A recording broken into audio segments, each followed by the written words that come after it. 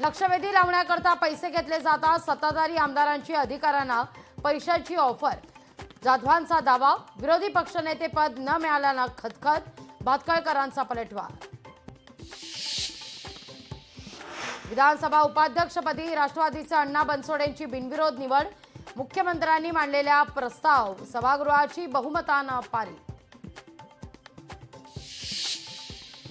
विरोधी पक्षातील आमदाराला उपाध्यक्ष देण्याची परंपरा 99 सालीच खंडित। पाशवी बहुमतामुळे सत्ताधाऱ्यांनी साधा औदार्य सुद्धा दाखवलं नाही।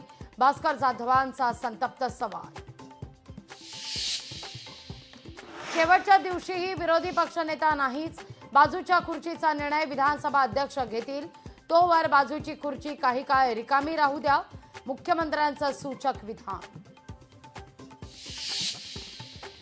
सरपंच संतोष देशमुख हत्याप्रकरणी पुढील सुनावणी 10 एप्रिलला। विशेष सरकारी वकील उज्ज्वल निकम सुनावणीकरता होते उपस्थित। खार पोलिसांकडून कुणाल कामराला दुसरं समन्स। 1 एप्रिलला चौकशीला हजर राहण्याचे आदेश। कुणाल कामरावर कारवाई करणार योगेश कदम यांची माहिती। कामराची मानसिक स्थिती ठीक नसावी। कुणाल कामराच्या सरकारवरील गाण्यावरून कदम संतापले। राज्यात महिला अत्याचाराच्या घटना सुरूच।